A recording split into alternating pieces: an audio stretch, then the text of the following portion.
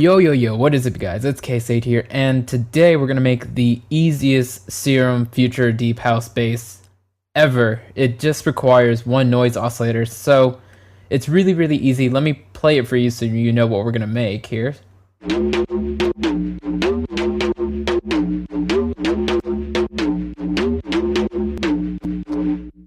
So it's a very easy sound to make, and it's just Serum by itself. As you can see, we're not using anything else here. So as you heard, it's very simple. You don't need to have all that FM synthesis and different oscillators on different semitones to get that future house bass all the time. You could also just achieve it with noise. So that's the whole idea of this. I know it's not the greatest sounding patch ever, but the idea is to have made something with just a noise oscillator, and that's what I did here.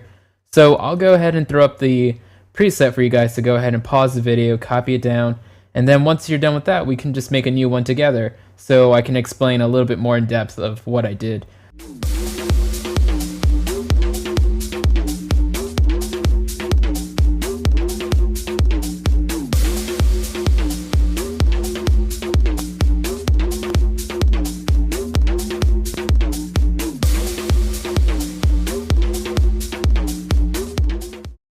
So now that you're done with that, we can get on with making a new patch. So let's go ahead and initialize this.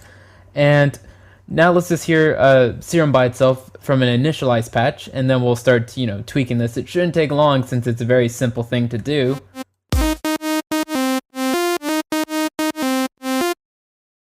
So that's just the basic oscillator A. Let's just go ahead and turn that off.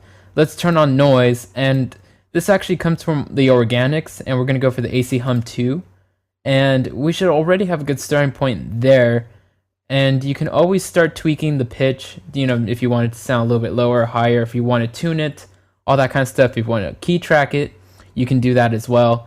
You could also do something that I did a little bit of, which is setting the random in phase. So basically on all the on these three oscillators, A and B, and the noise oscillator, you have random in phase, which means if you have this down all the way, that means wherever the phase is at, that's where it's always going to start.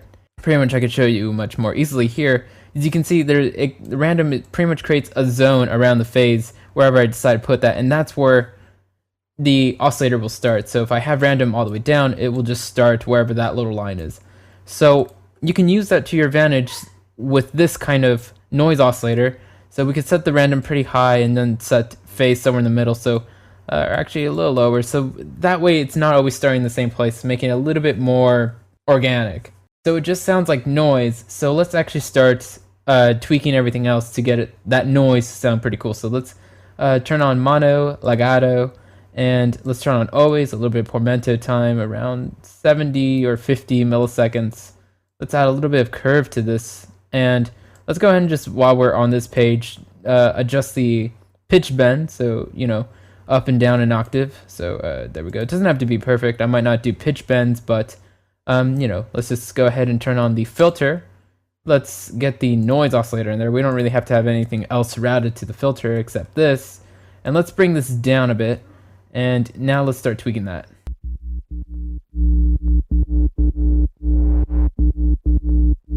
Let's now just kind of adjust the envelope too a bit, so we'll kind of do something a bit like this. I don't remember exactly how I had it, but short release is probably ideal. Well, not exactly too short, but a little bit of release, not too long, not all the way down. So just something somewhere in the middle, something that feels right. So we'll play it and see what feels right, and kind of just bring that out. So let's listen. Okay, so now we have sort of the filter and the oscillator the way we want. We could adjust our main envelope real fast as well. Do something quickly like this, just pull down decay a bit, just get the release somewhere around the 1 second mark. And now let's go to effects, because we use a lot of effects on this, which is going to be things like hyper, distortion maybe. We'll bring in the compressor and EQ. So I like to put the EQ sometimes in front of the compressor, but I think in this case we'll go another way with that. And a filter, maybe a little reverb, And let's see, I think we'll just keep it on those things. So let's do these one by one. So let's go ahead and just start listening to this. And the idea with the hyper is that we're going to want to just kind of detune, add more voices to it and detune it. And we'll mix that in a bit. And maybe we'll add a bit of dimension, which just is kind of like this fake width sort of effect with the sides. So it's kind of like a delay of one side from another. And we're going to just try to get that to be quite high. So something like this. Not too big of a size, so pretty much not too big of a delay in the sides. Let's go ahead and listen to this.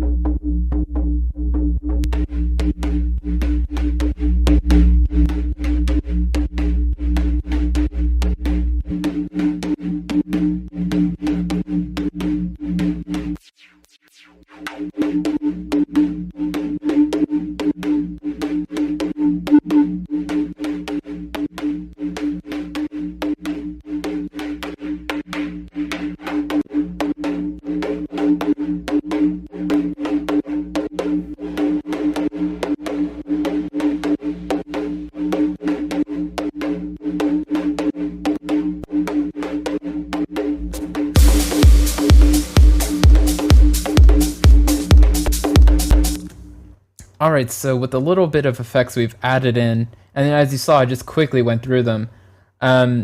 It already sounds like a different type of bass, but it still kind of has those kind of digital FM sort of harmonic kind of qualities to it that makes it seem like a future house bass.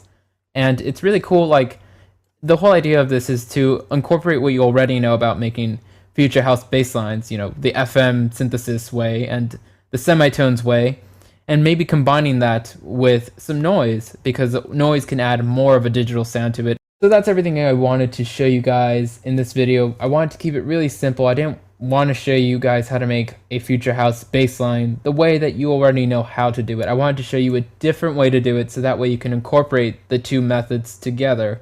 So together. And so hopefully some people get that and don't think that I was trying to make the most perfect future house bass line with just a noise oscillator. It's just a technique that you can apply or incorporate. Thanks guys for watching, and of course,